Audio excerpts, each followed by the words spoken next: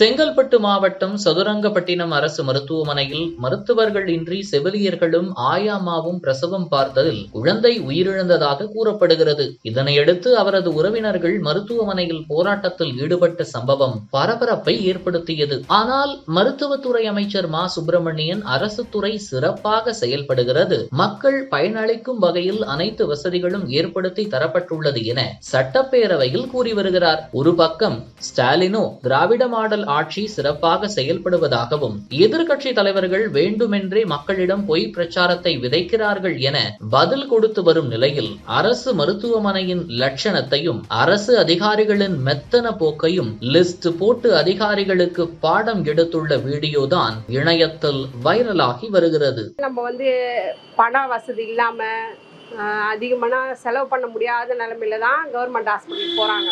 அதுவும் ரொம்ப நடுத்தரமானவங்க, நடுத்தரத்துக்கும் கீழப்பட்டவங்க தான் போறாங்க. ஆனா அசால்ட்டா ரொம்ப காத்திருப்பு அதிகமா.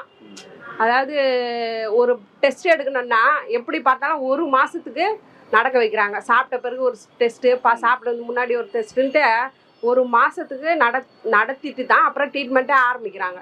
ட்ரீட்மெண்ட் ஆரம்பிக்கும் போது அது அந்த நோயினுடைய தாக்கம் ரொம்ப அதிகமாயிடுது. அப்புறம் இந்த பிரசவன்றது இன்னும் ரொம்ப கொடுமையான மோசமான விஷயமாகுது. அந்த நேரத்தில் ரொம்ப ஹாஸ்பிட்டலில் டாக்டர் இல்லைன்னா அந்த அவசரத்துக்கு பதட்டத்தில் ஒரு நர்சம்மாவே பார்த்துடுறாங்க, பிரசவம் பார்த்துடுறாங்க. அது தப்பாகவும் போயிடுது சில நேரத்தில். அதனால் அரசு மருத்துவமனைகளெல்லாம் ஃபஸ்ட்டு டாக்டரு இருந்தே தீரணும்.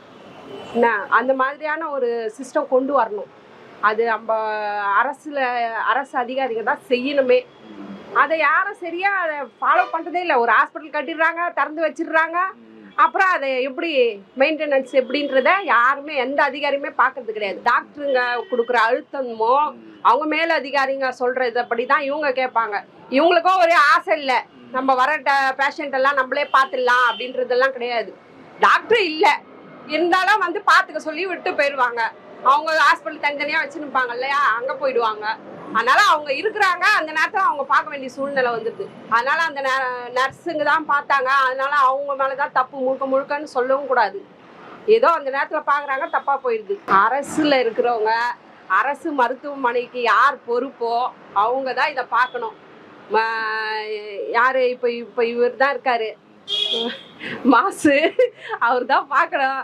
அவர் தான் எல்லாத்தையும் சரி வர அவர்கிட்ட தான் இருக்கு பொறுப்பெல்லாம். நான் ரோட்டில் பழக்கடை தான் வச்சிருக்கிறேன். எனக்கே எவ்வளோ தெரியுது இந்த மருத்துவமனைகள்லாம் என்னென்ன பண்ணுறாங்க, எப்படிலாம் அலைய விட்றாங்க பேஷண்ட்டுங்களை. இதே பஸ் ஸ்டாண்டில் எத்தனையோ பேஷண்ட் உட்காந்து புலம்பிட்டு போனதை நான் என் கண்ணால் பார்த்துருக்கேன். நானே ஆறுதல் சொல்லியிருப்பேன், சரி கவலைப்படாதீங்க, நல்லா ஆகிடும், இன்னொரு முறை வர சொன்னாங்களா வாங்க அப்படின்னு சொல்லிட்டு. நானே எத்தனை பேருக்கிட்டோ இங்கே வருவாங்க, பஸ்ஸு கேட்பாங்க, நாங்கள் அந்த ஊர்லேருந்து வந்திருக்கோம், இந்த ஊர்லேருந்து வந்திருக்கோம். வந்தாங்க, ஒரு டெஸ்ட்டு தான் எடுத்தாங்க, ஒரு நாள் தான் எங்களை பெட்டில் வச்சாங்க, அனுப்பிட்டாங்க, இத்தனாம் தேதி வர சொல்லியிருக்கிறாங்கன்னு சொல்லி அலக்கடிச்சு அந்த கவர்மெண்ட் மேலே இருக்கிற ஒரு இதுவே போயிடுது. ஆனால் நல்லா கோடி கணக்கில் செலவு பண்ணி ஒரு ஹாஸ்பிட்டலை திறந்துடுறாங்க. அதுக்கப்புறம் அந்த மெயின்டெனன்ஸுன்றதே சுத்தமாக கிடையாது. அது ரொம்ப அஜாக்கிரதை தான் சொல்ல முடியும். கவர்மெண்ட் ஹாஸ்பிட்டலே தேவையில்லை. எல்லாரும் என்ன சொல்லிடலாம், அரசாங்க அதிகாரிகள்லாம் மருத்துவத்துறையை சேர்ந்தவங்க எல்லாரும் என்ன சொல்லிடலான்னா, நாங்கள் ப்ரைவேட் ஹாஸ்பிட்டல்லே நீங்கள் போய் பார்த்துக்குங்க, கவர்மெண்ட் வேணாம், பாதி காசு வேணாம் நீங்கள் கொடுங்க, பாதி காசு நாங்கள் கொடுத்துட்றோம் அப்படின்னு வேணால் சொல்லி விட்டுடலாம். கவர்மெண்ட் ஹாஸ்பிட்டலே வேணாம். ஏங்க சும்மா நம்ப வச்சு ஏமாத்துறது? அதை விட எல்லாத்தையும் இழுத்து மூடிட்டு நீங்கள் ப்ரைவேட்லேயே பார்த்துக்குங்கன்னு சொல்லிடலாம். கவர்மெண்ட் ஹாஸ்பிட்டலில் நம்புகிறாங்கல்ல, முழுக்க நம்புகிறாங்க. நம்ம போய் ப்ரைவேட்லலாம் நம்மளால் பணம் செலவு பண்ணிக்க முடியாது, நம்ம கவர்மெண்ட் ஹாஸ்பிட்டலுக்கே போகலான்ட்டு நம்புறவங்களுக்கு லாஸ்ட்டில் ஏமாற்றம் மட்டும்தான் மிஞ்சுது. ஏன் கவர்மெண்ட் ஹாஸ்பிட்டல் ஏன் அமைச்சர்லாம் பார்க்க மாட்டாங்க? ஏன் அது தரம் இல்லைன்னு நினைக்கிறாங்களா? வேற எது பயம் இருக்குன்னு? அதுதாங்க, அது தரமாக இருக்கா, நல்ல மருத்துவம் கிடைக்குதா கிடைக்கலையான்றது அவங்க போகாததே ஒரு உதாரணம். புரியுதுங்களா? அவங்க போனால் அவங்களுக்கே தரமானது கிடைக்குதுன்றத நம்ம அவங்கள பார்த்து தெரிஞ்சுக்கலாம். என்னடா ஒரு அமைச்சரே கவர்மெண்ட் ஹாஸ்பிட்டலில் படுத்துருக்காரு, அவங்க பிள்ளைங்கள்லாம் ஹாஸ்பிட்டலுக்கு வராங்க, அவங்க ஒய்ஃபுக்கு எதுனா கவர்மெண்ட் ஹாஸ்பிட்டலில் தான் சேர்க்குறாங்க, அப்போனா நம்ம என்ன அப்படின்னு சொல்லிட்டு ஒரு நம்பிக்கை வரும். அவங்க வரமாட்டேங்கிறாங்களே, அப்போனா அது இல்லை எந்த ஒரு இதுவும் இல்லைன்றதுனா அர்த்தம்.